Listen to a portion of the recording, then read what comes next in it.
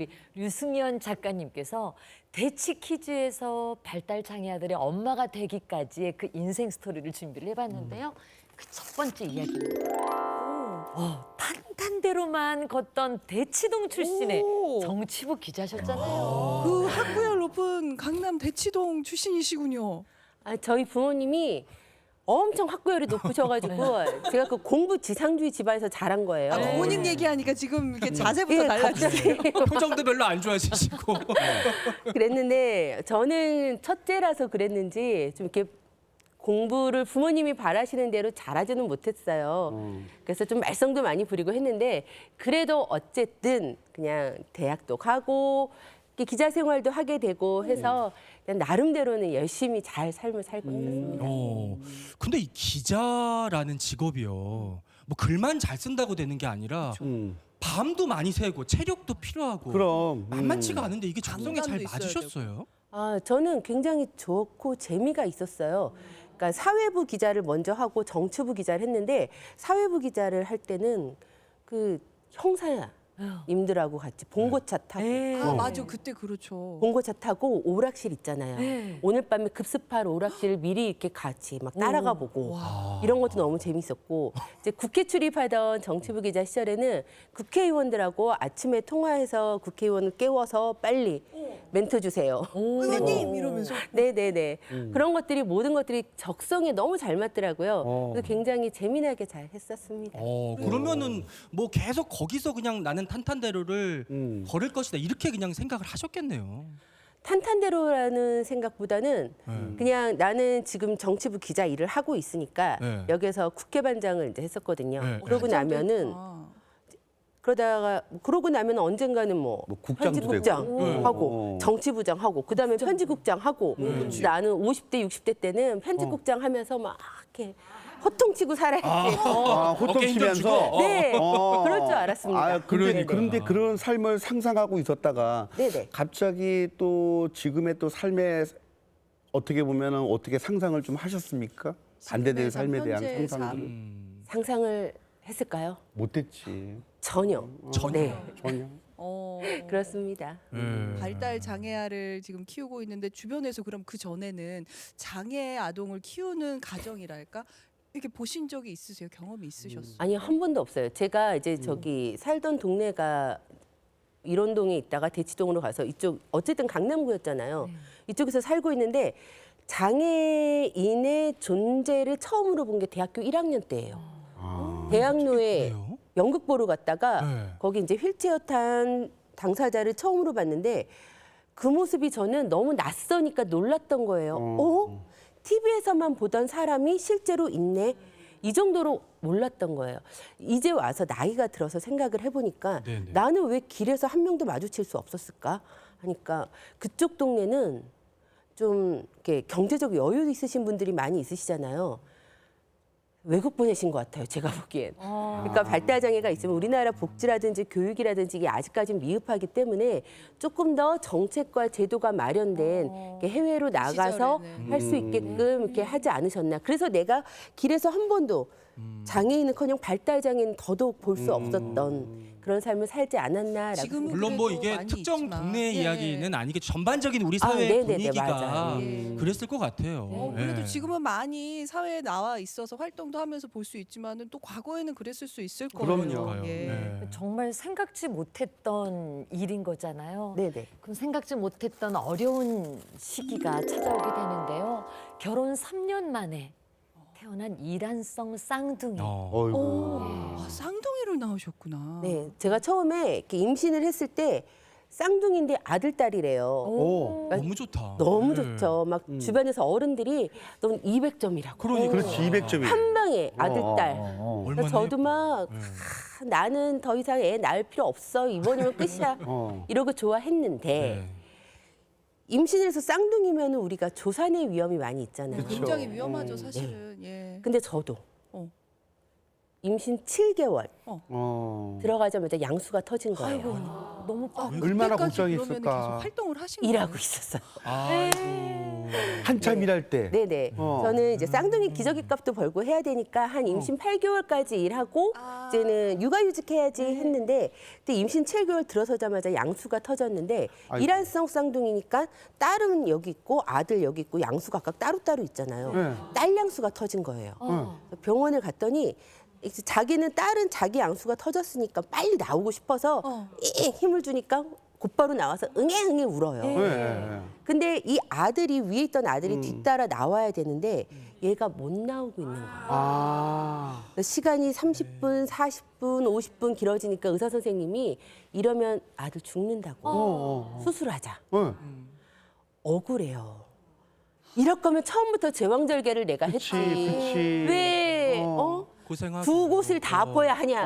그래가지고 근데 이 마음 알아요. 네. 오랫동안 이거 이렇게 맞아요. 나누고 힘줬는데. 결국 수술하자 그러면은 쌍둥이 아니어도 진짜 그 오기가 생기는 엄마들 마음이 있거든요. 그래서 1시간 뒤에 딱 선생님한테 이번에 마지막 진통인데 이번에 올 때 힘 한 번만 줘볼게요.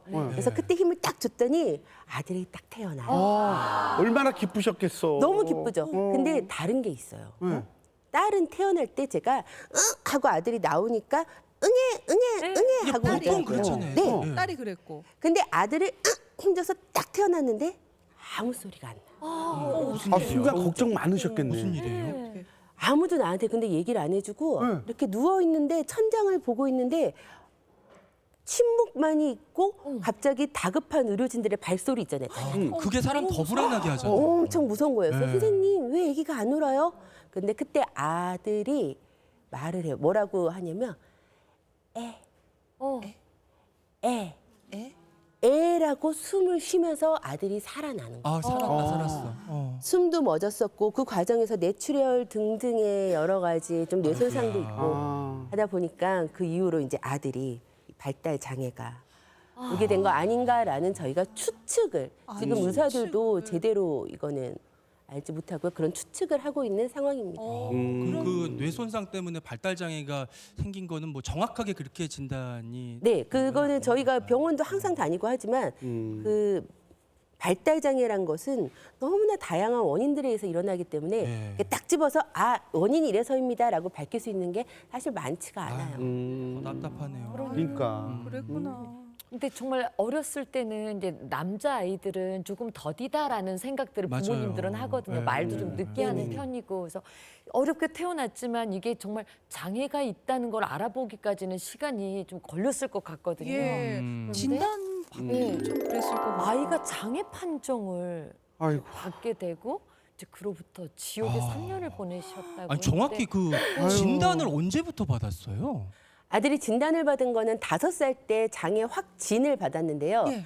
저는 쌍둥이를 키우고 있었잖아요. 그러다 보니까 딸하고 아들하고 발달이 너무 다른 거예요. 성장이 딸은 틀리고. 돌이 되니까 막 뛰고 걷고 말하고 네. 하는데 아들은 돌이 돼도 세상 만사에 관심이 없고 무반응이고 걷지도 앉지도 못하고 그래서 저는 발달 지연인 줄 알고 말씀하셨듯이 남자애들은 좀 느리단다. 그래요, 맞아요. 그래서 그냥 그런 줄 알고 아유 좀 느리니까 얘 좀 더 빨리 하도록 그냥 도와주자라고 해서 발달치 연인 줄 알고 치료를 13개월서부터 시작을 시키긴 했어요. 재활치료를.